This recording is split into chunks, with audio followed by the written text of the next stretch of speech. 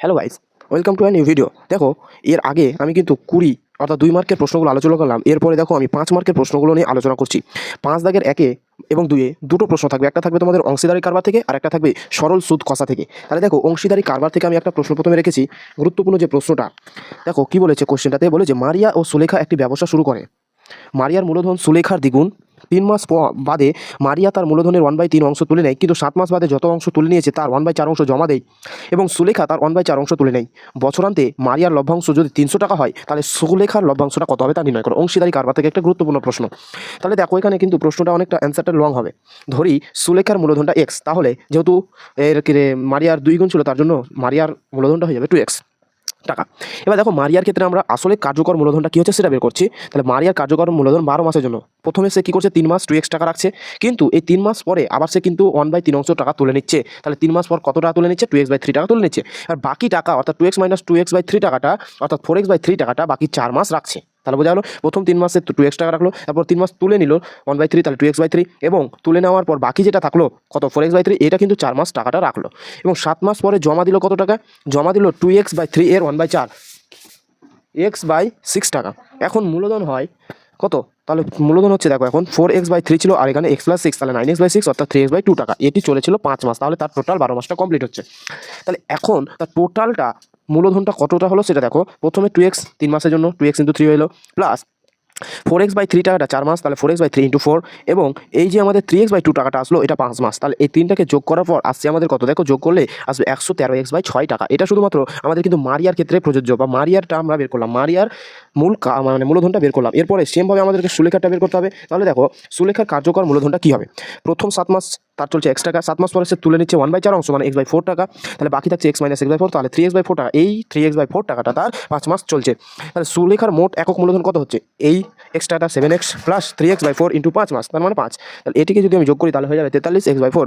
তাহলে দুইজনের লভ্যাংশে এর অনুপাত আমাকে বের করতে হবে। তাহলে অনুপাতটা হয়ে যাবে, দেখো 113x বেরিয়েছিল ওর মারিয়ার, এবং সুলেখার হলো 43x/4। এটাকে তুলনা করলে কত হচ্ছে, অনুপাতটা হচ্ছে 226:129। তাহলে প্রশ্ন অনুসারে বলেছিল যে মারিয়ার লভ্যাংশ ছিল কিন্তু 300 টাকা। তাহলে এখান থেকে আমাকে সুলেখাটা বের করতে হবে। তাহলে দেখো, আমি বলতে পারি 226কে = 300, অর্থাৎ কে = 300/226। তাহলে মারিয়াটা কত চলে, সুলেখা লভ্যাংশটা কত আসবে, সুলেখাটা আসবে 129 ইন্টু এটা 300/226, অ্যাপ্রক্সিমেটলি আসবে 171.24 টাকা। এটা হচ্ছে কিন্তু আমাদের অংশীদারি কারবারের একটা গুরুত্বপূর্ণ প্রশ্ন, যেটা তোমাদের 5 মার্কে আসবে। তারপরে দেখো, যে অংশীদারি কারবারের সঙ্গেই তোমাদের থাকবে একটা সরল সুদের অঙ্ক, যেটা খুব সহজ একটা অঙ্ক রয়েছে। দেখো, যে জয়ন্তবাবু মোট 3,70,000 টাকা 3টি ব্যাংকে জমা রাখেন। 3টি ব্যাংকের বার্ষিক সুদের হার দিয়েছে 4, 5, 6%। 1 বছর পর তার 3টি ব্যাংকে মোট সুদের পরিমাণ সমান হয়। তাহলে ব্যাংক 3টিতে কত টাকা জমা রেখেছিলেন তা নির্ণয় করো। সরল সুদের একটা অঙ্ক, খুব সহজ, কিন্তু তোমাদের 5 দাগেই থাকবে, হয় একটা তোমাদের অংশীদারি কারবার হবে, নয়তো সরল সুদ। তাহলে অ্যান্সারটা দেখে নাও।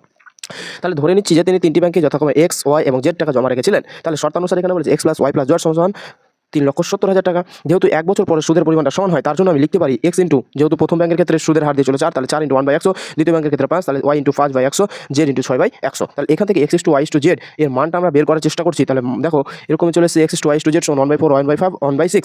তাহলে 4, 5, 6 এর লসাগু হচ্ছে 60, লসাগু দিয়ে গুণ করতে হয়। তাহলে 15:12:10। তাহলে x = y = z এর মানটা আসলো 15:12:10। তাহলে এই জিনিসটাকে আবার আমাদের সহজে হয়ে যাবে। প্রথম ব্যাংকে তারা জমা রেখেছিলেন কত, 37,000 × 15 বাই টোটালটা যোগফল হচ্ছে 37। তাহলে এটা কাটাকাটি করলে হয়ে যাচ্ছে 1.5 লক্ষ টাকা। দ্বিতীয় ব্যাংকে দেখো সেমভাবে 12 বাই টোটালটা, তাহলে হয়ে যাচ্ছে 1,20,000 টাকা, এবং তৃতীয় ব্যাংকের 3,70,000 এর মধ্যে হয়ে যাচ্ছে কত, 10 লাখ টাকা। তাহলে এইটা হচ্ছে আমাদের অ্যান্সার, যেটা 5 দাগে আমাদের আছে বললাম অংশীদারি কারবার এবং সরল সুদ কষা থেকে। গুরুত্বপূর্ণ প্রশ্ন, খুব ভালোভাবে দেখে নেবে। তারপরে দেখো, 6 দাগে যখনই যাবে, 6 দাগে তুমি কী পাবে, 6 দাগে তুমি একটা বীজগণিত পাবে, এবং তার সঙ্গে একটা কী পাবে, জ্যামিতির পাবে। 3 মার্কের প্রশ্ন, এটা গেল 5 মার্কের প্রশ্ন। এরপরে দেখো, 6 দাগে যখন যাবে তুমি বীজগণিতের এবং একটা জ্যামিতি পাবে, যেটা 3 মার্কের প্রশ্ন থাকবে। তাহলে দেখো, প্রথমে বীজগণিতের প্রশ্নটা কী বলেছে। দেখো, বীজগণিতের প্রশ্নটা যেটা নিয়ে এসেছি সেটা হচ্ছে, দেখো a/x - a plus b/x - b সমান 2c/x - c। এটাকে আমাকে সমাধান করতে বলছে। যে কোয়েশ্চেনটা খুব গুরুত্বপূর্ণ পরীক্ষার জন্য। তাহলে দেখো, এটাতে 2c বাই, এটাকে c/x - c, c/x - c করা যায়। এরপরে দেখো, এই একটা c কে এপারে নিয়ে আসতে পারি আমি, তাহলে এটা এপারে আসলে মাইনাস হবে, এটা থাকলো এভাবে। এবার দেখো, এই দুটোকে লসাগু করলাম, তাহলে a × x - c ক্যালকুলেশন করলাম আর কি। তাহলে x - x - c কেটে গেল। তাহলে এখান থেকে দেখো, এটা গুণ করলাম, ax - ac - cx + ac, cx - bc - bx + bc কেটে গেল এটা। তাহলে থাকছে কি, ax - cx/x - a আর cx - bx/x - b। তাহলে x কমন হলে a - c/x - a, এখান থেকে x কমন হলে c - b x - b। তাহলে হয় x = 0 হবে, নয়তো x মাইনাস এ ইন্টু এটা সমান সমান এসি মাইনাস এটা গুণ ফল সমান হবে। তাহলে এক্ষেত্রে হয় এক্স সমান সমান শূন্য হবে, নয়তো দেখো এবার এটা calculation a x minus AC minus c x minus bc minus plus bc c x minus ac, এটা ক্যালকুলেশন করে এক্সের মান তুমি পেয়ে যাবে 2ab minus AC minus BC by A plus b plus minus 2c। গুরুত্বপূর্ণ একটা প্রশ্ন, এখান থেকে বলবে সমাধান করে এক্সের মান বের করো। তাহলে এক্সের দুটো মান হবে, এটা শূন্য হবে আর একটা হবে এটা 2ab minus AC minus BC by A plus B minus 2c। এটা হয়ে গেল আমাদের 6 জায়গার 1 নম্বর। বললাম আমি এখানে একটা বীজগণিত পাবে, এটা গুরুত্বপূর্ণ। তারপরে দেখো বললাম যে এখানে এটা জ্যামিতি পাবে। প্রশ্নটা কি বলেছে, কোনো সমকোণী ত্রিভুজের দৈর্ঘ্য অতিভুজের দৈর্ঘ্য অবশিষ্ট বাহু দুটির দৈর্ঘ্য অপেক্ষা যথাক্রমে 6 সেমি এবং 12 সেমি অধিক হলে অতিভুজের দৈর্ঘ্য নির্ণয় করো। তাহলে অতিভুজের দৈর্ঘ্যটা আমি ধরে নিলাম 8 সেমি, তাহলে প্রশ্ন অনুসারে অপর দুটি বাহু দৈর্ঘ্য হবে কত, যে এক্স মাইনাস 6 সেমি এবং এক্স মাইনাস 12 সেমি। তাহলে পিথাগোরাসের উপপাদ্য অনুসারে আমরা বলতেই পারি H minus 6 square plus H minus 12 square সমান এইচ স্কোয়ার। এখান থেকে দেখো এ মাইনাস বি তার হোল স্কোয়ার সূত্র এইচ স্কোয়ার মাইনাস 2ab মানে হচ্ছে 12h প্লাস 36 সেমভাবে সূত্র করলে হয়ে যাচ্ছে এইচ স্কোয়ার মাইনাস 36h 180। তাহলে এই দুটোকে মিডল টার্ম ফ্যাক্টর করলে এইচ মাইনাস 30 এইচ মাইনাস 6 হবে। এবার যেহেতু বাহুর দৈর্ঘ্যটা বলেছে এস মাইনাস 12 ধনাত্মক হতে হবে, তাই এইচ এর মানটা সবসময় কিন্তু 12 এর চেয়ে বেশি হবে, তার জন্য এইচ এর মান 6 হতে পারবে না, এইচ এর মান 30 হবে, অর্থাৎ অতিভুজের দৈর্ঘ্যটা বেরোচ্ছে 30 সেমি। এটা চলে গেল আমাদের 6 দাগের প্রশ্ন, যেখানে একটা বীজগণিত এবং একটা জ্যামিতির অঙ্ক থাকবে। তারপরে দেখো 7 দাগেও কিন্তু আমাদের 3 মার্কের একটা প্রশ্ন করতে হবে, যেটা কোথা থেকে থাকবে, একটা থাকবে দ্বিঘাত করণী নিরসন থেকে এবং আরেকটা থাকবে আমাদের ভেদ তত্ত্ব থেকে। কি বললাম, 7 দাগে একটা করণী থেকে এবং ভেদ তত্ত্ব থেকে থাকবে। তাহলে দেখো করণী থেকে যে প্রশ্নটা নিয়ে এসেছি, গুরুত্বপূর্ণ প্রশ্নটা 7-এর 1-এ কি বলেছে, যে x ইজ ইকুয়ালস টু √5 + 1 এবং বাই √5 - 1 এবং y সমান বলেছে √5 - 1 বাই √5 + 1 হলে দেখাও যে 5x² - 3xy + 5y² = 32। এটা হচ্ছে করণী থেকে একটা প্রশ্ন, দ্বিঘাত করণী, যেটা তোমরা 7 দাগেই পাবে। তাহলে দেখো কিভাবে করতে হবে, x এর মান এটা বলেছে, y এর মান এটা বলেছে। তাহলে আমরা এখান থেকে x y এর মান বের করার চেষ্টা করছি। তাহলে √5 + 1 √5 - 1 √5 - 1 √5 + 1 এটা কাটাকাটি করে 1 আসছে এবং x + y এর মানটা নির্ণয় করার চেষ্টা করছি। তাহলে x + y, তাহলে এটা যোগ এটা করছি আমরা। তাহলে দেখো √5 - 1 √5 + 1, তাহলে এখানে হয়ে যাচ্ছে স্কয়ার, এখানে হয়ে যাচ্ছে স্কয়ার। এটাতে সূত্র হচ্ছে a + b তার হোল স্কয়ার + a - b তার হোল স্কয়ারের সূত্র 2 * a² + b²। তাহলে 2 * a² মানে কি √5 তার স্কয়ার, তাহলে 5 আর b² মানে 1, তাহলে 1। আর এখানে হচ্ছে দেখো a + b * a - b, তাহলে a² মানে √5 এর স্কয়ার 5 - 1, তাহলে হয়ে যায় 12/4 = হচ্ছে 3। তাহলে কিন্তু আমাদের এক্স ওয়াই এবং x + y এর মানটা নির্ণয় করে রাখলাম। এরপরে দেখো বাম পক্ষতে আমাদের কি বলেছে, LHS বলেছে যে 5x² - 3xy + 5y² এর মানটা হবে 32। তাহলে বাম পক্ষে এটা রয়েছে, তাহলে 5x² + 5y² - 3xy, 5 কমন নিলে x² + y² - 3xy। তাহলে 5 * a² + b² এর সূত্র হচ্ছে a + b তার হোল স্কয়ার -2ab - 3xy। তাহলে দেখো 5 * x + y এর মান ছিল 3, তাহলে 3² - 2 * xy এর মান ছিল 1 -3 * 1, তাহলে 5 * 9 - 2 - 3, তাহলে 35 - 3 অর্থাৎ 32, যেটা আমাদের ডান পক্ষে ছিল RHS ছিল, এটা হয়ে গেল আমাদের প্রুভড। এরপরে দেখো আমাদের কি বললাম আমি, যে দুটো থাকবে কোশ্চেন, এটা হলো করণী থেকে, ভেদ তত্ত্ব থেকে 2 নম্বরের প্রশ্ন যেটা থাকে দেখো যে, তাহলে দেখো 7-এর 2-এ কিন্তু যে কোশ্চেনটা আসবে সেটা হচ্ছে তোমাদের ভেদ তত্ত্ব থেকে। আমি যে প্রশ্নটাই রেখেছি দেখো, 15 জন কৃষক 5 দিনে 18 বিঘা জমি চাষ করতে পারেন, ভেদ তত্ত্ব প্রয়োগ করে 10 জন কৃষক 12 বিঘা জমি কত দিনে চাষ করতে পারবেন তা নির্ণয় করো। গুরুত্বপূর্ণ প্রশ্ন। তাহলে ধরে নাও এখানে কৃষক সংখ্যা m, দিন সংখ্যা d, জমির পরিমাণ w। তাহলে আমরা কি জানি যে সম্পর্ক বের করতে হয়, তাহলে দিন সংখ্যার সঙ্গে কৃষকের ব্যস্ত ভেদের সম্পর্ক এবং জমির পরিমাণ কৃষকের সঙ্গে সরল ভেদে থাকে। তাহলে এরকম যদি থাকে তাহলে আমরা জানি d প্রপোর্শনালস টু কি হয়ে যায় w/m, যেহেতু ওয়াটটা মানে জমির পরিমাণটা সরল ভেদে এবং m অর্থাৎ কৃষক সংখ্যাটা ব্যস্ত ভেদে রয়েছে, তাই তাহলে d যেহেতু আমি এটা উঠিয়ে দিলাম সমানুপাতিক ধ্রুবক, তাহলে সেক্ষেত্রে আমাদের একটা কি আসবে, ধ্রুবক আসবে, যার মান হচ্ছে কি কে কে বলা হয় অশূন্যভেদ ধ্রুবক।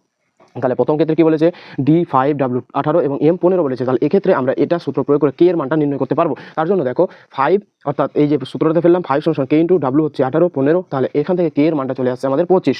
কিন্তু দ্বিতীয় ক্ষেত্রে আমরা কি জানি, দেখো দ্বিতীয় ক্ষেত্রে m জানি w জানি, কিন্তু d টা বের করতে হবে। তাহলে সেম সূত্র d = k * তাহলে k এর মান যেহেতু 25/6 পেয়ে গিয়েছি, তাই 25/6 ইন্টু কি হয়ে যাবে w/m, তাহলে w হচ্ছে 12 আর m হচ্ছে 10, তাহলে হয়ে যাচ্ছে 5, অর্থাৎ 5 দিনে তিনি চাষ করতে পারবেন। এটা হয়ে গেল আমাদের কিন্তু যে ভেদ তত্ত্ব থেকে গুরুত্বপূর্ণ একটা প্রশ্ন।